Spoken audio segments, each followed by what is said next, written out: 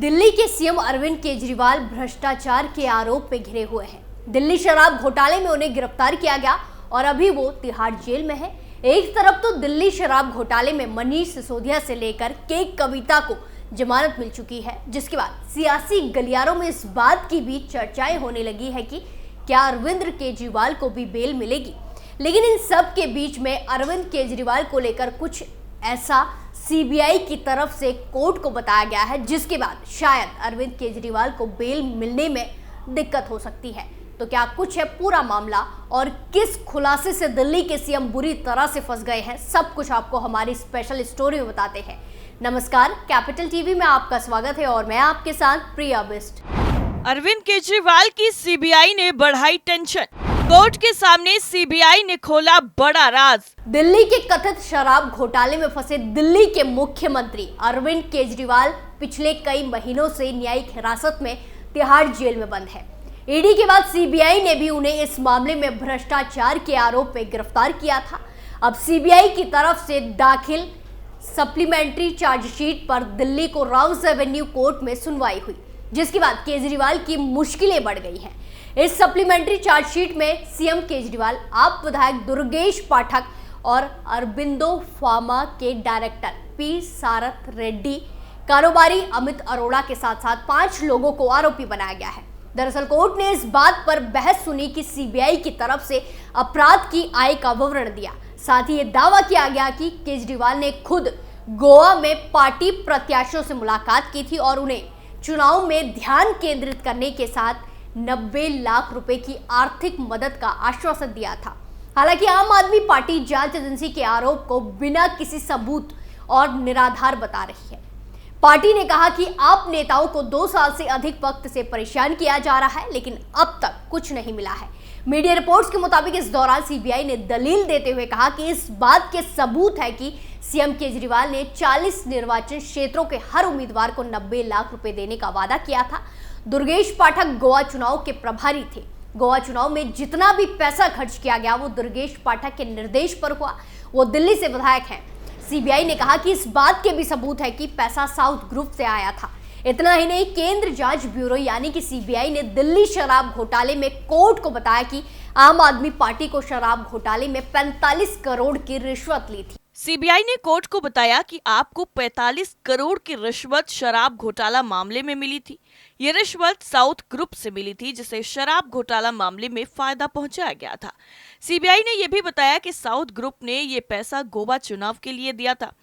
CM Kejriwal ने इस दौरान गोवा चुनाव में आप उम्मीदवारों को फंड की कमी न होने की बात भी कही थी। इतना ही नहीं, सीबीआई ने खुलासा किया कि सीएम केजरीवाल गोवा विधानसभा चुनाव के सभी 40 उम्मीदवारों को 90 लाख रुपए देने की बात भी कही थी, ताकि वो आराम से चुनाव लड़ सके। केजरीवाल ने आप गोवा को इस बात का भरोसा दिया था कि उन्हें पैसे की कमी नहीं होने दी जाएगी। सीबीआई ने बताया कि अरबिंदो फार्मा के पी सारथ रेड्डी ने 14 करोड़ की रिश्वत बीआरसी नेता के कविता को दी थी। ये रिश्वत आगे के कविता के माध्यम से आप तक पहुंच गई।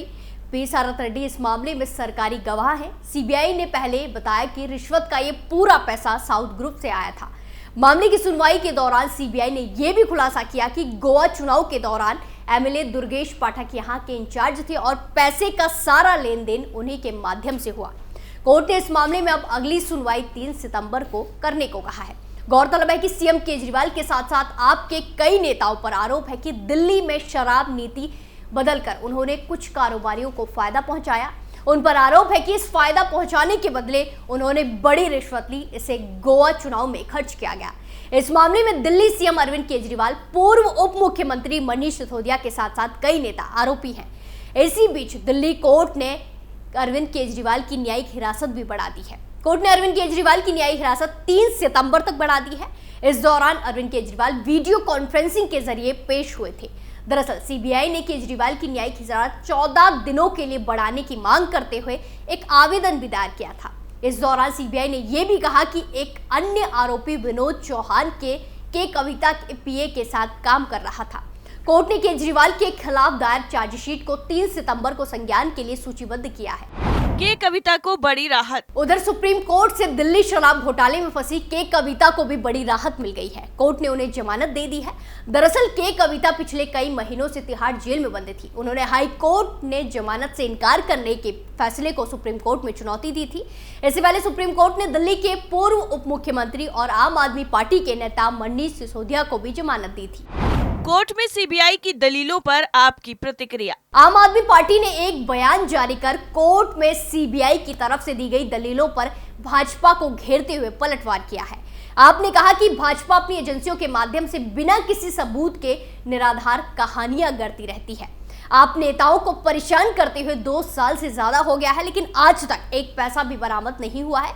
पीएमएलए कोर्ट ने बहुत स्पष्ट रूप से कहा है कि तथाकथित शराब घोटाले में एक भी सबूत नहीं मिला है और सीएम अरविंद केजरीवाल जी को जमानत दे दी थी। पार्टी ने कहा कि अब भाजपा ने अपनी एजेंसियों के निरंतर दुरुपयोग के माध्यम से फिर से निराधार कहानियां गढ़ना शुरू कर दिया है, जिसमें से सभी तर्क पहले ही ईडी मामले में खारिज हो चुके हैं। भाजपा का एकमात्र उद्देश्य आपको बदनाम करना है और बिना किसी सबूत और तथ्य के सुर्खियां बटोरना है। वैसे आपको बता दें कि सीबीआई की तरफ से जो आरोप लगाए गए हैं कि अरविंद केजरीवाल पर, उसके बाद केजरीवाल की मुश्किलें तो बढ़ ही गई हैं, लेकिन इससे पहले ईडी भी अपनी रिपोर्ट में बड़े गंभीर आरोप लगा चुकी है। तो चलिए वो भी आपको बताते हैं। ईडी ने क्या लगाए थे आरोप। शराब घोटाले में ईडी ने जुलाई में सप्लीमेंट्री चार्जशीट पेश की थी। इसमें दिल्ली के मुख्यमंत्री अरविंद केजरीवाल पर गंभीर आरोप लगाए गए। ईडी के मुताबिक गोवा चुनाव के दौरान केजरीवाल गोवा के एक लग्जरी होटल में रुके थे। घोटाले से मिले 100 करोड़ रुपए के कुछ पैसों का यहां उन्होंने इस्तेमाल किया। कस्टम पॉलिसी तय करने के लिए मंत्रियों का समूह बनाना सिर्फ एक दिखावा था। केजरीवाल ही सारे फैसले ले रहे थे, यहां तक कि उन्होंने पासवर्ड भी किसी से शेयर नहीं करने को कहा था। कोर्ट ने उनके खिलाफ 12 जुलाई के लिए प्रोडक्शन वारंट भी जारी किया था। 209 पन्नों की चार्जशीट में ईडी ने कहा कि अरविंद केजरीवाल ही पूरे घोटाले के मास्टरमाइंड हैं। दिल्ली सरकार के मंत्रियों, आम आदमी पार्टी के नेताओं और कुछ अन्य लोगों के खिलाफ साथ मिलकर उन्होंने इस घोटाले को अंजाम दिया। ईडी ने दावा किया कि केजरीवाल गोवा के ग्रैंड हयात होटल में रुके थे। वहां चंद्रप्रीत नाम के एक शख्स से मुलाकात हुई। वहीं पर घोटाले से मिले पैसे का इस्तेमाल किया। इतना ही नहीं, स्कैम से मिले इस पैसे को दिल्ली सरकार के खजाने में भी मिलाया। 45 करोड़ रुपए आम आदमी पार्टी को भेजे गए। ईडी ने चार्जशीट में कहा कि दक्षिण के कुछ नेताओं और शराब कारोबारियों ने 2021-22 की दिल्ली शराब नीति को अपने हिसाब से बनवाने के लिए ये 100 करोड़ की रिश्वत दी थी। इस फंड में 45 करोड़ रुपए आम आदमी पार्टी को भेज दिए गए, जिसे 2022 में गोवा विधानसभा चुनाव के प्रचार के दौरान खर्च किया गया। आम आदमी पार्टी ने इस पैसे को अपने बही खाते में भी नहीं दिखाया। इतना ही नहीं, चुनाव आयोग को भी नहीं बताया। पूरे 100 करोड़ रुपए केजरीवाल के हाथ में आए।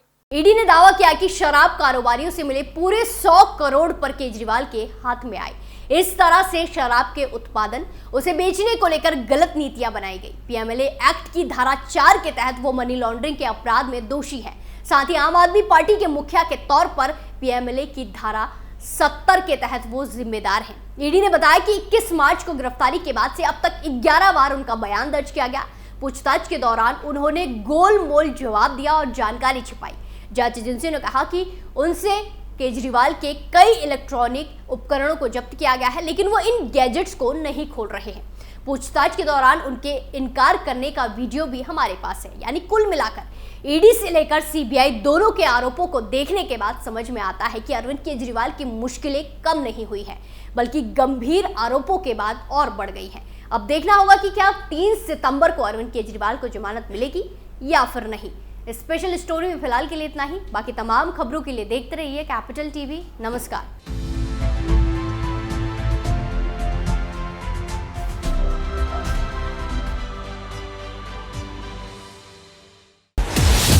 मैं लोगों के बीच रहता हूं, लोगों के मन को अच्छे से जानता हूं।